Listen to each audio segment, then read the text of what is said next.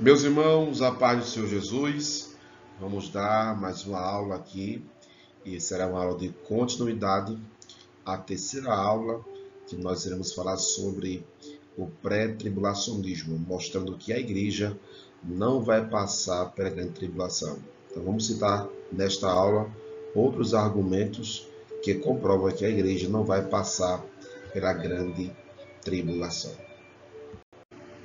Então, o primeiro argumento que nós temos é silêncio a respeito da tribulação nas epístolas. Então, algumas epístolas foram escritas para trazer uma demonstração quanto a uma perseguição que a igreja na terra passaria. Então, Tiago ele traz essa exortação, Pedro mostrando também que nós deveríamos ser perseguidos por amor a Cristo. Enfim, outros textos mostram que a igreja, enquanto aqui na terra, passaria por perseguições, mas nada nas epístolas mostra um período como a grande tribulação que a igreja ia passar. Ou seja, se as epístolas traz uma exortação de uma perseguição, de uma aflição que a igreja passaria aqui na terra, por que não falar desse período profético, né? Ou seja, as epístolas falam de uma tribulação não técnica, né? Essa que todos nós passamos no dia a dia, alguns países passam, mas a grande tribulação, nenhuma epístola fala a respeito desse período que a igreja passará enquanto estiver aqui na terra. O segundo argumento que nós temos que a igreja não passará por esse período chamado Grande Tribulação é a mensagem das duas testemunhas. Então observe que durante esse período Deus levantará duas pessoas para trazer uma mensagem, né, para a nação da terra, em especial a nação de Israel.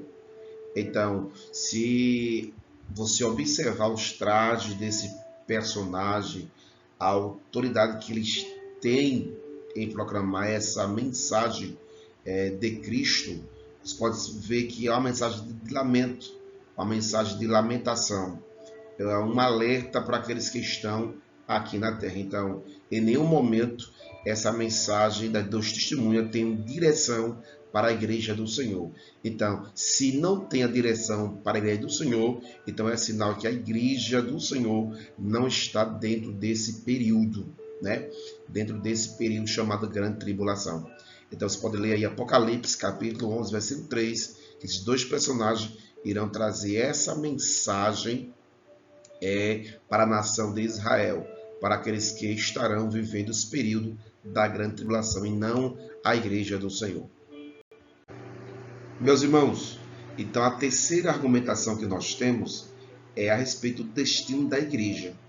Então observe que enquanto nós estamos aqui na terra, percebemos que sempre nosso destino, o nosso alvo, a nossa dimensão é o céu, não é isso? O céu de glória, a nova Jerusalém, né? O tribunal de Cristo, as bodas do Cordeiro, o encontro de Cristo nos ares e após entrar nos céus. Então, isso é a dimensão da igreja, uma dimensão celestial. Já aqueles que estão aqui na grande tribulação, então, se você ler Mateus capítulo 25, versículo 34, que diz assim: Então dirá o rei aos que estiverem na sua direita: Vinde bendito do meu Pai, possui por herança o reino que está preparado desde a fundação do mundo. Então, observe que essa mensagem aqui é direcionada no julgamento das nações para quem? Para aqueles que vão sobreviver durante a grande tribulação. Não é para a igreja isso aqui. Nós aplicamos isso aqui para a igreja, em algumas explicações para exaltar, edificar, mas na interpretação não é para a igreja. Aqui diz respeito ao povo de Israel e aqueles que se converterão durante a grande tribulação, que é a separação dos bodes e também das ovelhas. Então observe que a dimensão aqui é mais terrena. O milênio ele é literal, ele é na terra. Por isso que a igreja não pode estar durante a grande tribulação, porque esse grupo de pessoas aqui não é a igreja do Senhor. A igreja nesse período aqui, ela vem com Cristo em glória. Se você ler, por exemplo, o versículo 31, você pode ver que nós estamos aqui com Cristo em glória. Meus irmãos, a quarta argumentação é que a mensagem que Cristo traz à igreja de Laodiceia. Então, nós temos uma igreja que veio anterior a Laodiceia, que é a igreja de Filadélfia, que ela recebe a promessa de arrebatamento, a promessa que guarda, que vai ser guardada da grande tribulação, né? Que há de vir sobre todo mundo. E observe que o contexto de Laodiceia é um contexto tribulacional. Então, observe que esses crentes aqui de Laodiceia representam aqueles que irão ficar durante a grande tribulação, que irão ser provados, né, no fogo, como posso dizer assim. Irão passar também por um momento de santificação, que é comprar vestes brancas, e também o colírio para os seus olhos. Então, observe que Laodiceia também, essa mensagem da Laodiceia, representa também uma mensagem para aqueles que estão, que irão ser deixados para trás, que aqueles que não foram fiel, aqueles que não vigiaram, aqueles que não deram santificação e que vão ser deixados para trás e que irão se converter durante a grande tribulação. Então, Deus arrebata a Filadélfia e fica na terra um povo que nós chamamos de os crentes de Laodiceia. Nós temos também a quinta argumentação, né? Os tempos dos gentios. Então, se você observar, existe um período chamado tempo dos gentios que diz respeito à grande tribulação. Então, em Lucas capítulo 21, versículo 24, diz assim: e cairão ao fio da espada, e para todas as nações serão levados cativos. Jerusalém será pisada pelo gentio, até que os tempos dos gentios se complete. Então, observe que esse tempo dos gentios aqui diz respeito ao tempo de grande tribulação, onde Israel será invadido, e quando Israel, segundo Zacarias, perder 2/3 da população, Cristo volta em glória com a sua igreja. Então, observe que esse período aqui, irmãos, é um período que a igreja não está presente. Depois que se cumprir esse tempo, é que a igreja volta com Cristo em glória para suplantar o anticristo, amarrar o diabo, julgar as nações. E isso é profeticamente, isso é escatologia pura. Então, observe que os tempos de gentios também faz uma referência como nós não iremos passar pela grande tribulação. A sexta argumentação é a respeito dos remanescentes na segunda vida. Então, passagem como Malaquias 3,16, né? Ezequiel 20, 33 ao 38, também Zacarias, Apocalipse 1, Apocalipse 7, de 1 ao 18, mostra que haverá pessoas, né, esperando o dom de Cristo na sua vinda em glória. Então, se nós que somos igreja, vê o povo com Cristo, que são os santos, né, vê o povo com Cristo, e tem algumas pessoas esperando ele voltar em glória, então dá para se entender que nós fomos arrebatados antes desse período. Então, a igreja não passa pela grande tribulação. Então, pessoas que irão passar são o povo de Israel e pessoas que se converterão durante a grande tribulação. A sétima argumentação são os 144 mil selados de Israel. Então, observe que durante esse período, Deus irá levantar, selecionar, né, selar 144 mil israelitas, 12 mil de cada tribo. Então, quando Deus começa o tratamento com o povo de Israel, então a igreja do Senhor, ela não está mais aqui na terra, né? Então, quem será testemunha de Deus para pregar o evangelho serão esses 144 mil selados. É como eles representassem agora o povo de Deus aqui na terra durante esse período chamado Grande Tribulação. É por isso que a igreja não está aqui, está nos céus com Cristo. Oitava argumentação, a cronologia do livro de Apocalipse. Então, se você observar, né, o primeiro capítulo, sendo o terceiro, fala a respeito da igreja aqui na Terra, né? A igreja, as 7 igrejas da Ásia, que também representa o espaço que nós iremos dar aqui na Terra. Fala do tempo da igreja aqui na Terra, na sua peregrinação. Já no capítulo 4, capítulo 5, nós vemos a igreja ela entronizada, sendo representada pelos 24 anciões. Já no capítulo 6 ao capítulo de número 18 ou 19, e alguns versículos, nós não vemos mais a igreja. Então, esse período aí é o período da grande tribulação. Então, quando os selos são abertos, quando os selos são abertos, as trombetas tocadas, as taças derramadas, nós não estamos aqui. Então, segue essa ordem cronológica. Então, Cristo volta com a igreja no capítulo 19, capítulo 20, Satanás é preso, depois vem o milênio, enfim, aí nós temos aí o estado eterno. Então, observe que a igreja não passa na grande tribulação. Nona argumentação, o grande objeto de ataque de Satanás. Então, observe que Satanás tem o propósito de atacar durante esse período a mulher. Então, o diabo está sendo representado pelo aquele dragão que persegue a mulher que dá luz a um filho. Então, aquela mulher ali representa o povo de Israel, a nação de Israel, e não a igreja do Senhor Jesus Cristo. Então, no capítulo 12 de Apocalipse, mostra esse texto. E essa batalha entre Miguel e o diabo, que irá acontecer durante esse período da grande tribulação.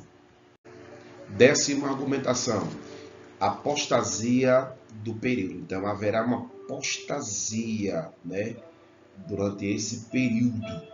Há quem diga que um sistema babilônico, um sistema pecaminoso, o falso profeta vai levantar esse sistema pecaminoso, um grupo de pessoas que irão realmente adorar a besta e o falso profeta. Então, observe que a igreja não pode estar nesse período. Por quê? Porque a igreja não é marcada com essa marca. A igreja é marcada com o selo do Espírito Santo. Então, é impossível que a igreja esteja nesse período participando desta apostasia. Então, está aí mais uma argumentação a respeito que nós não iremos passar pela grande tribulação. Então, esta apostasia se encontra no capítulo 17 e no capítulo 18 de Apocalipse. 11ª argumentação é a respeito das promessas verdadeiras que nós temos para a igreja. Então, observe que nós temos uma promessa lá em Apocalipse 13:10, que Cristo ia guardar a igreja da hora da tentação.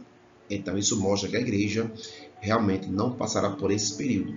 Existem outros versículos que nós iremos mostrar agora a respeito de promessas que de respeito à igreja, livrando a igreja da grande tribulação.